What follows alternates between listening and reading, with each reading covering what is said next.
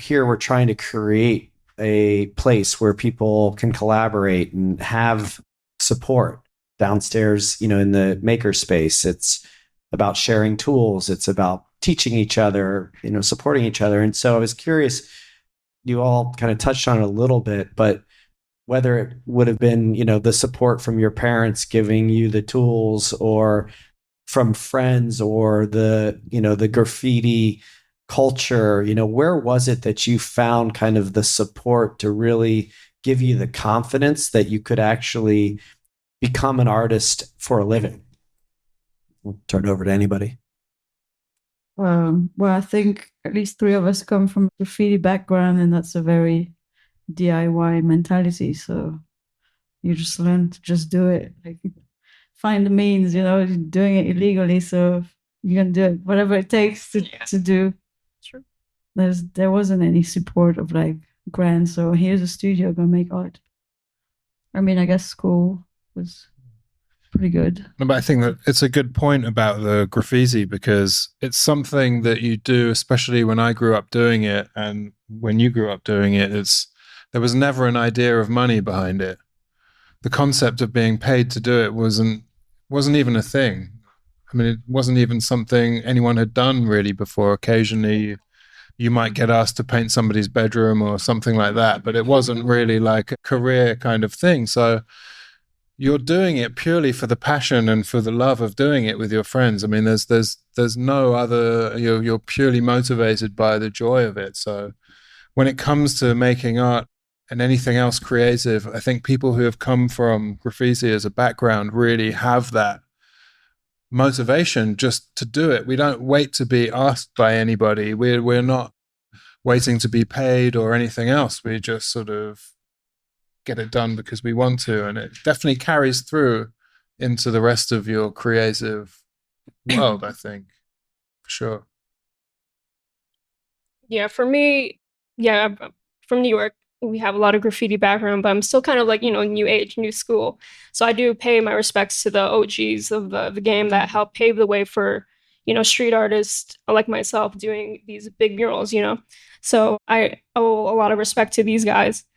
My support comes from friends too, like just supporting your craft. I'm a student athlete too, so I have that mentality, like the don't quit mentality. So that's been ingrained in me for a very, very long time. Excelling over adversity, that's always been my motto. Mm-hmm. So that's how I find my support. It's just through my friends. My family was pretty rough too. They, I'm Filipino American, so they're like, "Oh, you should be a doctor, you should be a nurse," and I'm just like the black sheep of my family. I'm an artist. So it took a long time for me to prove to them that I could make a living through art, and it's ultimately my passion. And like, I don't want to, spend my life hating a job that I don't want to do. At the end of the day, I don't have a passion for it. So it was just me going against being a rebellious with my family too, and just proving to them that, there is money in art if there's an opportunity for it. But at the end of the day, it's like, I love doing art. I love showcasing, like putting my artwork out there for people to change like an emotion. Like I had a lady come by to my mural and she was like, "I love watching you work and seeing this come to life because it puts a smile on my face." And to me, that's like the ultimate like joy in what I do. Yeah. That's great. Yeah. In the past, I feel like I just want to paint with my friends for fun, travel for fun, and to try to get your own identity.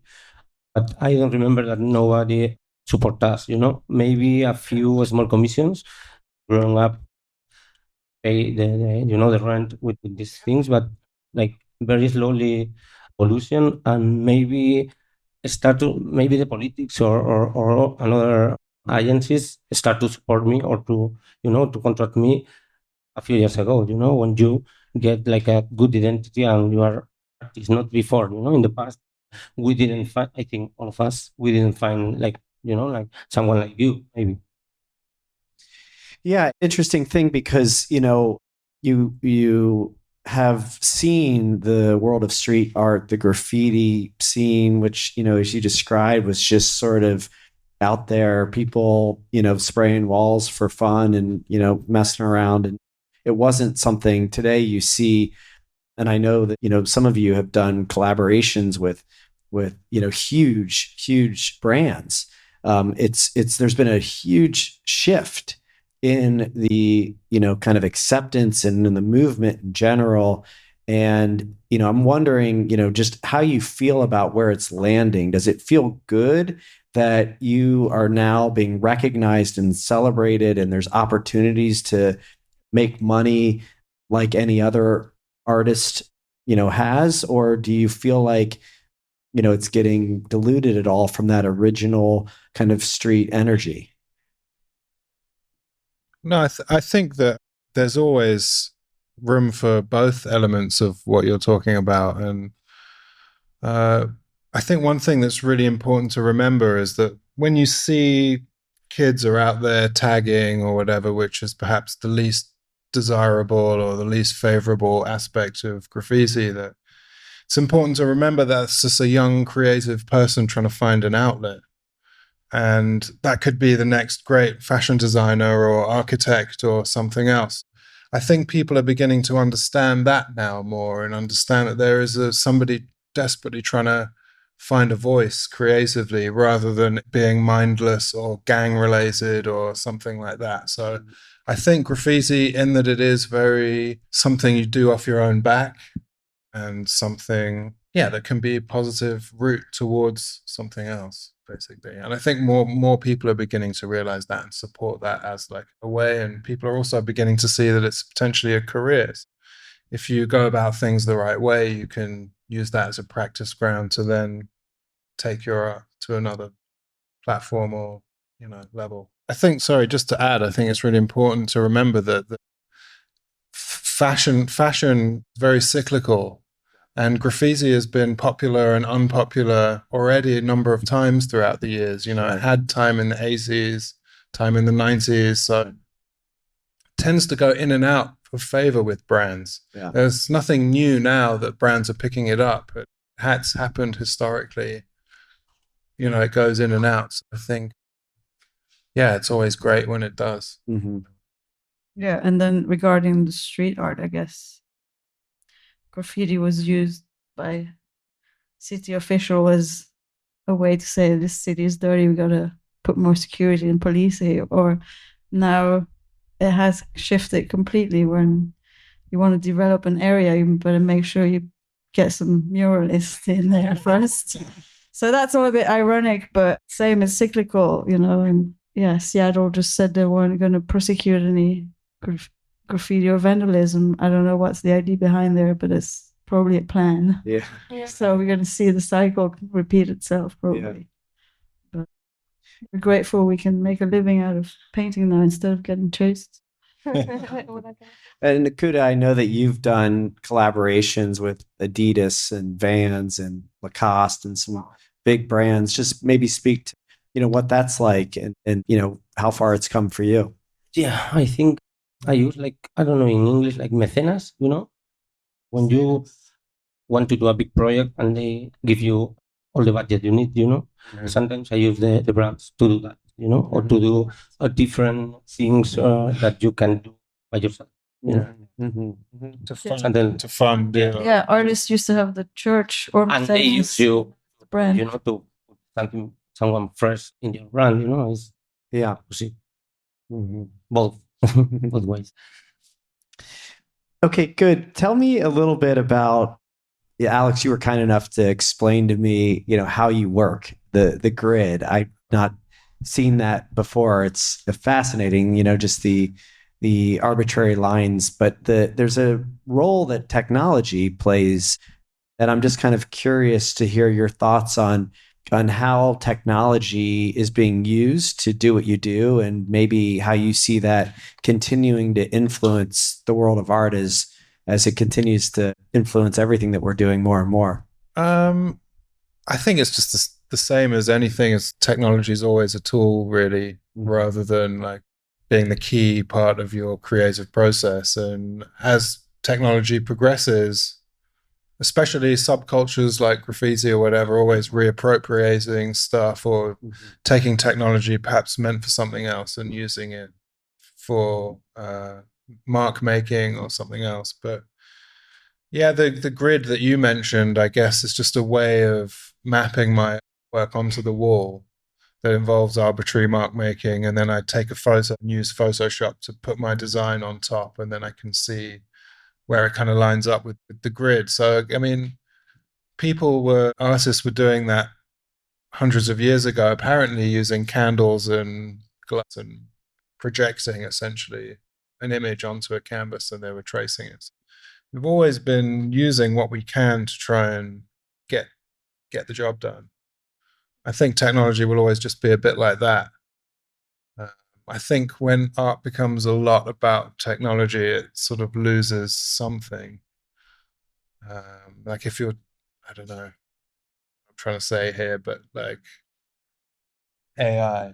Yeah. So Let's go there. Right.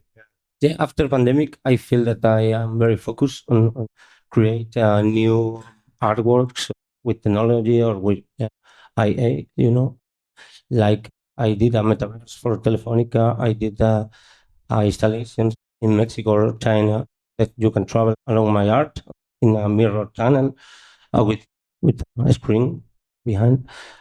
And I'm very focused on that, I think it's a good tool that we need to use it, like another one, like a spray paint or whatever. Well, it's interesting because a couple of you are coming from a graphic design background, where right. I mean, you've been using technology to create from that standpoint. But it's interesting to see just even the iPad and how you make your grid. I mean, there are tools that make it a little bit easier too. Yeah, I know Okuda mentioned coronavirus, but obviously people were having trouble getting out of their house, and so this idea of virtual exhibitions and work shown on the metaverse really sort of began to ignite a lot of people's kind of imagination, really, I guess, in what can be possible. And I think a lot of people are exploring the metaverse, this idea of like 3D online world of perhaps the next social media platforms are going to be existing in this kind of format. Obviously, creative art is at the core of all of that stuff. I know that Facebook did like a metaverse kind of video showing about what it's about. And they even mentioned street art and installation art in that, which was like a sort of very preliminary kind of idea thing. Yeah, we talked a little bit about this at dinner, just the interest in getting into the studio and creating on canvas or sculpture. Pantone talked a lot about, what he's doing now, getting off the wall and into the studio. Maybe you could just talk a little bit about, what it's like for you to do both and why maybe you're more energized to do one or the other.